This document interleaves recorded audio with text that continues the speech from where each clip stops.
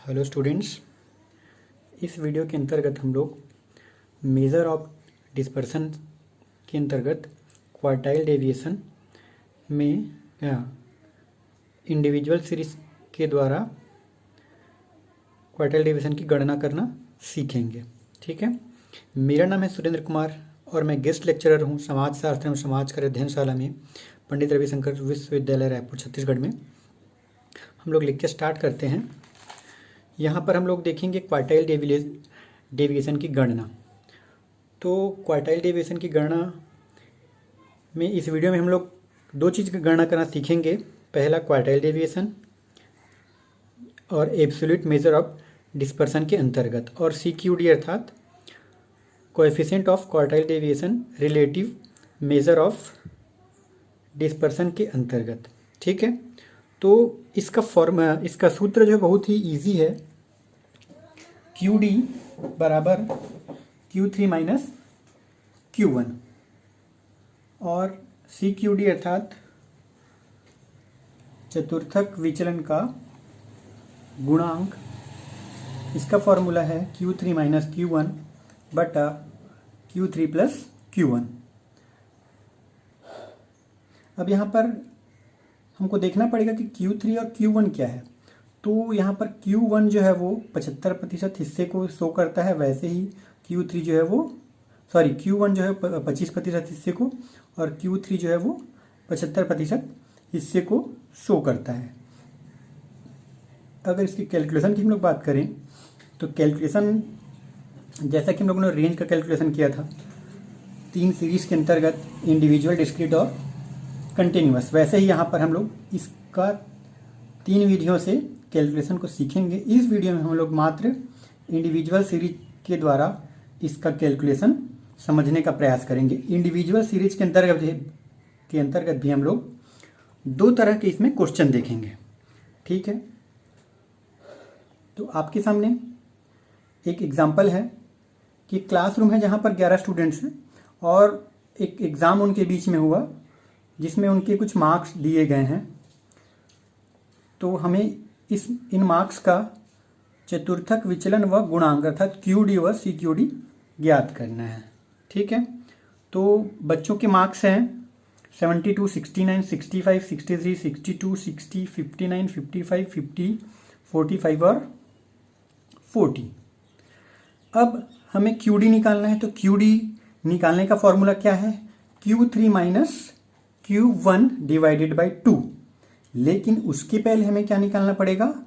Q3 व Q1 का निकालना पड़ेगा, जिसको कैलकुलेट करने के बाद ही हम QD निकाल सकते हैं। ठीक, तो अब देखेंगे Q1 कैसे निकालेंगे। तो इसका सिंपल सा फॉर्मूला है size of n plus 1 divided by 4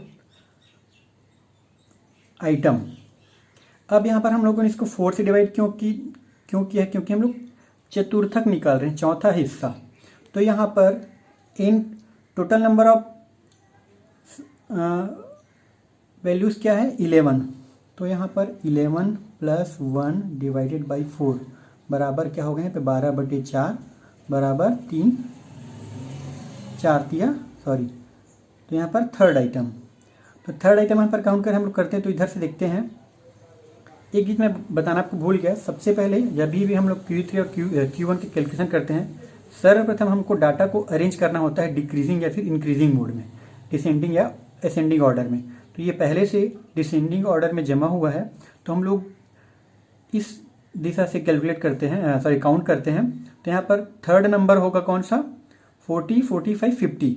तो यहाँ पर 50 हो गया थर्ड नंबर, अर्थात Q1 बराबर क्या हो गया? 50। तो हम लोग यहाँ पर लिख देते हैं 50। और हमें निकालना है Q3। तो यहाँ पर size of 3 into n plus 1 divided by 4th item. अब हमको यहाँ पर पुनः हम लोग 3 गुणित 11 प्लस 1 डिवाइडेड बाई 4 बराबर 3 इंटू 3 बराबर 9th आइटम। तो यहाँ पर 9th हम लोग गिनते हैं। तो 1, 2, 3, 4, 5, 6, 7, 8, 9। तो यहाँ पर 9वां वैल्यू क्या है 65। तो हमें यहाँ पर मिल गया है Q3 का मान भी हमको मिल गया 65 और Q1 का मान भी मिल गया 50। ठीक है, तो अब हम QD यहाँ पर निकालते हैं। तो QD निकालने के लिए हमको सिंपल सा 65 माइनस 50 डिवाइडेड बाई 2 करना होगा। तो ये कितना आ जाएगा 15/2 बराबर 2 सत्ते तो 7.5। तो हम लोगों ने यहाँ पर QD अर्थात चतुर्थक विचलन निकाल लिया और CQD। अब इसके गुणांक निकालने के लिए हमको करना पड़ेगा 65 माइनस 50 डिवाइडेड बाई 65 प्लस 50 बराबर यहाँ पर पुनः 15 आ जाएगा और नीचे हो जाएगा 115। इसको कैलकुलेट करने पर आता है 0.13।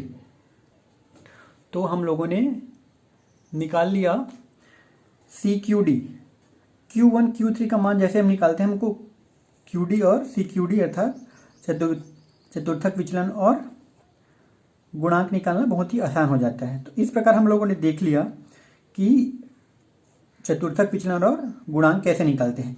लेकिन यहाँ पर समझने वाली बात यह है कि यहाँ पर 11 स्टूडेंट्स थे, तो हम लोगों ने चतुर्थक विचलन की गणना की। अब मैं मान के चलता हूँ कि यहाँ पर 11 की बजाय अगर स्टूडेंट्स 12 हो गए तब हम इसको कैसे लेंगे, क्योंकि यहाँ पर तो निकालना आसान हो गया, लेकिन अगर स्टूडेंट्स 12 हो गए तब हम कैसे करेंगे इसका कैलकुलेशन। तो उसको समझने के लिए हम लोग उसी सीरीज में हम लोग एक नंबर और जोड़ देते हैं, 40 के बाद 35। अब हमें यहाँ पर देखिएगा 1 2 3 4 5 6 7 8 9 10 11 12। अब 12 स्टूडेंट्स हो गए, उनके यहाँ पर मार्क्स दिए हैं। हमको पुनः कैलकुलेशन किसका करना है, QD व CQD। लेकिन आप पहले देख चुके हैं, इसका मान निकालने से पहले हमें क्या निकालना पड़ता है, Q1 व Q3। अब हम Q1 का मान निकालते हैं। तो यहाँ पर देखिएगा पुनः हम उसी फार्मूला को लगाते हैं, size of n+1 divided by 4। ये फॉर्मूला है। अब हम इसको इसमें मान रखते हैं। तो यहाँ पर टोटल नंबर स्टूडेंट्स हैं n की संख्या 12 + 1 डिवाइडेड बाई 4, मतलब 13/4 बराबर 3.25वां नंबर। तो यहाँ पर तीसरा नंबर क्या है, तो हमें क्लियर है कि 1 2 3 45, लेकिन 3.25वां नंबर। अब हम इसको कैसे कैलकुलेट करेंगे, तो इसका एक ट्रिक है। अगर यहाँ पर 25 आया है, मतलब कि 25% अगर होता है, तो इसको हम लोग कैसे करते हैं, इसको हम लोग लिखते हैं 25/100, अर्थात 25 से कम 25, 25 चौक 100 बराबर 1/4। ठीक है, वैसे ही अगर ये 0.75 होता है तो हम लोग उसको क्या करते हैं 75/100। अब हम इसको 25 तिया 25 चौक, तो 3/4। तो ये ट्रिक है। अब यहाँ पर हम लोग 3.25वां नंबर को हम लोग निकालने का कोशिश करते हैं। तो इसका फिर से फॉर्मूला है, यहाँ पर 3 का थर्ड प्लस 1/4, 25 का 1/4 into 4th minus third value. तो यहाँ पर थर्ड वैल्यू देखेंगे, यहाँ पर थर्ड वैल्यू क्या है 45, ये हो गया 45 थर्ड वैल्यू, और प्लस 1/4 इंटू 4th वैल्यू क्या है 50 माइनस थर्ड वैल्यू 45। अब हम इसको आगे कैलकुलेट करते हैं। तो 45 प्लस 1.25 मतलब 46.25, ये हमको मिल गया Q1 की वैल्यू। इसी प्रकार हम लोग निकालते हैं Q3 की वैल्यू। पुनः फार्मूला साइज ऑफ 3 इंटू, मैं यहाँ पर डायरेक्ट मान रख दिया हूँ, n+1 डिवाइडेड बाई 4 होगा। तो यहाँ पर n का मान है 12 + 1 डिवाइडेड बाई 4। तो यहाँ पर 3, ये तो 3 ही आएगा, 3 का 3। उसके बाद फिर इसका मान हो गया था टोटल, यहाँ पर हम लोग देखे थे 3.25। तो 3 × 3.25 बराबर 9.75, मतलब 9.75वां वैल्यू। तो यहाँ पर 9वां, तो हमको क्लियर हो जाएगा कि 9वां कौन सा नंबर। तो यहाँ पर हम लोग काउंटिंग करते हैं तो 1 2 3 4 5 6 7 8 9। यहाँ पर 9th वैल्यू है 63।